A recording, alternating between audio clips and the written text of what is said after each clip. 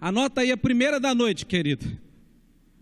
É exatamente isso que a gente faz quando a gente fala coisas contrárias à palavra de Deus a respeito da nossa vida. Damos um tiro no próprio pé. Por quê, pastor? Volta o versículo para mim, por favor. Porque cada um colhe o fruto daquilo que fala. Então, quando eu abro a minha boca para falar coisas contrárias à palavra de Deus a meu respeito, eu dou um tiro no próprio pé. Ficou claro? Deu para entender? Quando eu abro a boca para falar coisas contrárias à palavra de Deus a respeito da minha família, eu dou um tiro no próprio pé. Nunca mais você vai esquecer isso, em nome de Jesus. Você vai pensar 2 vezes antes de abrir a boca para falar determinadas coisas. Pessoas estão sendo feridas, machucadas, por pessoas que estão muito próximas delas, não só por causa de determinadas atitudes, mas principalmente por causa das coisas que andamos falando. Precisamos ter cuidado, querido. E deixa eu falar algo para você, quando a Bíblia nos alerta sobre essas coisas, querido, é porque Deus espera que tenhamos um comportamento correspondente àquilo que a sua palavra diz. Deus espera que seus filhos andem em suas bocas com palavras sábias, palavras, né? A boca do justo é manancial de vida. Trazer palavras de vida na vida das pessoas, né? Trazerem coisas boas e não causar feridas, cicatrizes, choro, frustração. Isso é coisa do insensato. Na boca do perverso mora a violência, né? O insensato com suas palavras gera violência, violência verbal. Sabe que a violência verbal, querida, ela pode até matar uma pessoa. Matar os sonhos dela, os planos dela, a vontade de viver, os seus desejos.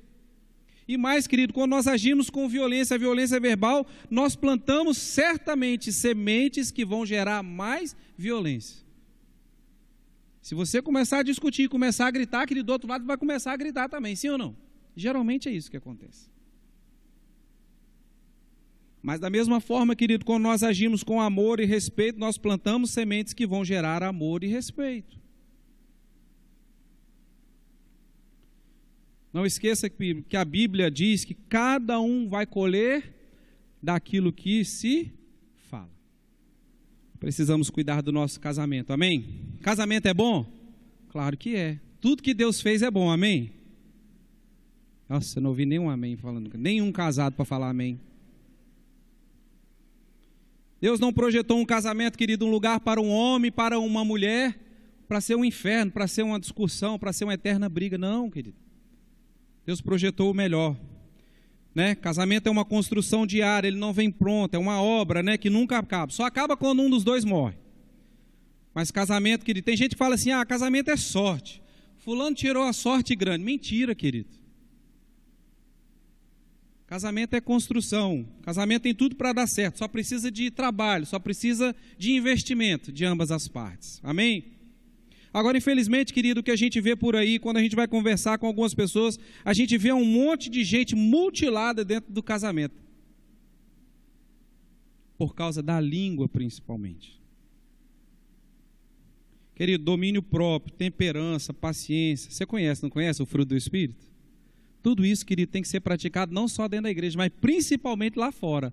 Principalmente dentro de casa também. Amém? Aleluia.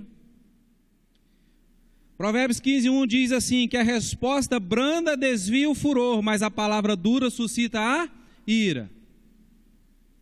Como nós temos reagido diante das dificuldades que aparecem no nosso lar? Como nós temos reagido diante do trabalho, diante das dificuldades que aparecem? Como um sábio com respostas brandas, ou como um insensato descrito na palavra? Querido, Deus espera que o nosso comportamento, querido, seja o comportamento de um facilitador. Para quê? Para que possamos anunciar o reino de Deus. No trabalho, na escola, em casa, nas conversas. Então, querido, quando eu venho com respostas violentas, quando eu venho com respostas de fúria, querido, isso não torna as coisas mais fáceis para eu apresentar Deus para as pessoas. Provérbios 17:27 diz assim, o que retém as palavras possui conhecimento, e o sereno de espírito é homem de inteligência. Ou seja, traduzindo, às vezes inclusive é preciso a gente reter as palavras. O silêncio às vezes se torna a melhor resposta. Porque às vezes a gente vai precisar, quando a gente é ofendido, provocado, a gente vai precisar se calar um pouco, esperar que até que aquilo tudo passe, para só depois então começar a falar, conversar as coisas. Lares têm sido destruídos por falta, às vezes, de um pouco de sabedoria, submissão, porque às vezes falta reter um pouco as palavras. A sabedoria bíblica, querida, ela nos ensina muito, muito mesmo. E nós precisamos a cada dia aprender mais e mais com ela. Haja visto que a forma de falar tem sido um grande problema dentro dos lares, inclusive de lares cristãos. Principalmente por parte dos maridos. Isso eu tenho que admitir aqui. Nós precisamos muito saber como falar com nossas esposas. Muitas estão sofrendo violência verbal completamente contrário àquilo que a palavra de Deus ensina e espera de nós. Jesus era um homem muito humilde em sua maneira de ser. E na época de Jesus, a sociedade judaica, o judaísmo tratava as mulheres com muito desdém. Para se ter uma ideia, por exemplo, era proibido até mesmo uma mulher dirigir a palavra a um homem em público. As mulheres faziam suas refeições separadas em outro cômodo da casa. As mulheres não escolhiam, por exemplo, marido para si. Quando a mulher menstruava, ela era considerada imunda, ela não podia nem sair de casa. Mas Jesus, o que Jesus fez naquela sociedade? Jesus tratava as mulheres com respeito e com carinho. E todos nós sabemos que Jesus é o nosso maior exemplo. É a Ele que nós temos que seguir, sim ou não? Existe algo, você conhece algo a respeito do que é relatado na Bíblia, a respeito da vida de Jesus? Teve algo que Jesus nos desapontou em alguma vez? Existe algo no seu comportamento que o condena? Não. Então, queridos, se nós maridos agirmos assim como Jesus agiu para com relação às mulheres, nós também não teremos nada do que elas reclamarem para conosco. Não pense aqui que estou tirando a responsabilidade das mulheres também. Mas nós, maridos, queridos, precisamos muito, muito, muito mesmo nos policiar em nossas palavras. Se nós agirmos como Jesus, também elas não terão do que reclamar de nós.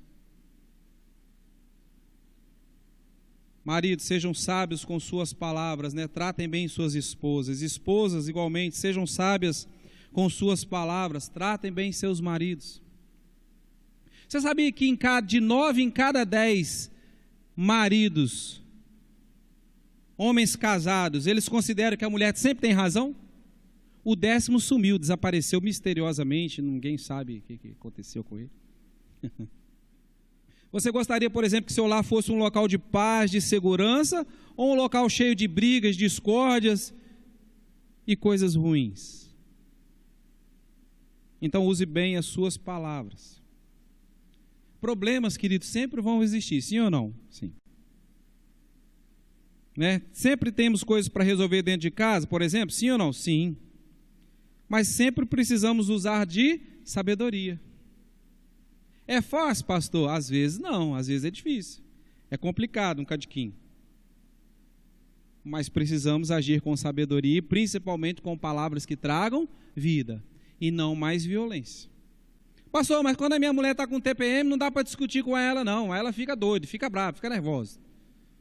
Dá, querido, dá para discutir com ela. Você pega R$200, dá ela, manda ela para o shopping, ela vai lá, vai gastar, vai tomar um sorvete, um milkshake, vai chegar em casa alegre, feliz, você conversa com ela, resolve com ela o que você tem que resolver. Revelação chegando. Palavras de sabedoria. Aleluia, querido.